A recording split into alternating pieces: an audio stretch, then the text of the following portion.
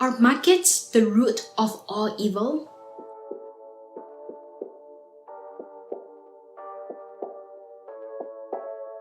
How could market equilibrium help us to find the perfect balance in Grandma's cookie recipe?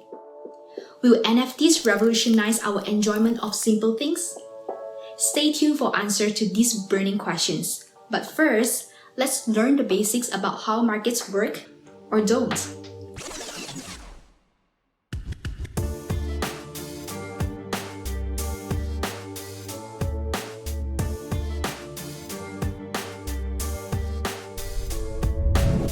For the explanation, we are going to use something we all know and love: chocolate cookies.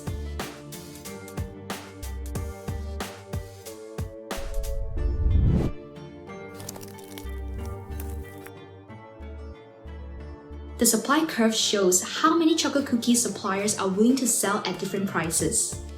As price goes up, more chocolate cookies become available. The demand curve shows the quantity of chocolate cookies people buy at different prices.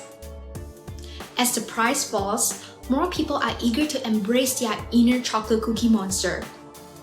The market equilibrium is where the supply and demand curves meet. At this point, both buyers and sellers are happy with the price, and there's enough chocolate cookies for everyone.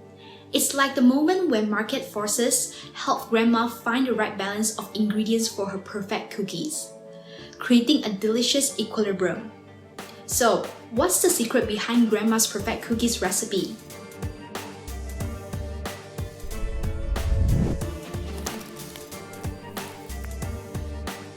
Well, it turns out it's a unique combination of nearsightedness and love. Myopia makes Grandma unable to read the ingredients amounts accurately, while her love leads her to add a little extra of everything, creating the perfect, irresistible cookies. Now, let's return to markets. What happens if the price of chocolate cookies rises too much? Will people still buy the same amount? This is where price elasticity of demand comes in, which measures consumer sensitivity to price changes. Depending on starting price, demand can be elastic, which is the quantity changes more than price. Or inelastic, quantity changes less than price.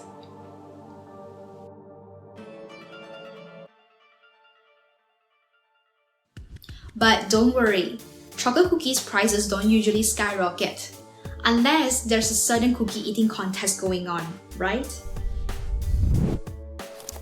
If that were the case, we might see an increase in demand for chocolate cookies. That will shift the demand curve to the right, and the price will rise. In a free market, supply and demand forces determine the equilibrium price and quantity. However, in the real world, some things can prevent the market from reaching its natural equilibrium. Take the 20% tax on each chocolate cookie imposed by the mayor of your town, for example. That will increase the price, and fewer cookies will be sold, making fewer people happy.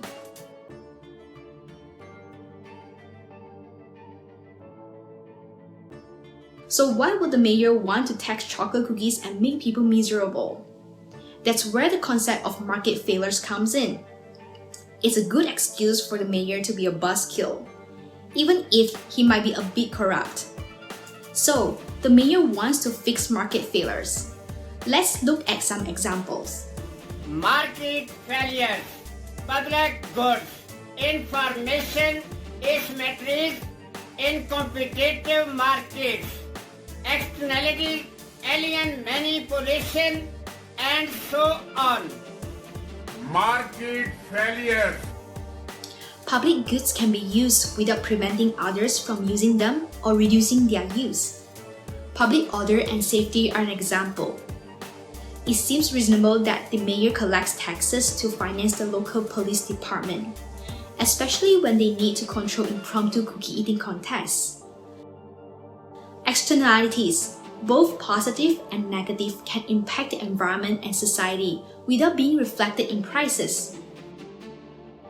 Chocolate cookie production, for instance, might lead to environmental issues or diabetes, costs that wouldn't be paid by manufacturers in a free market.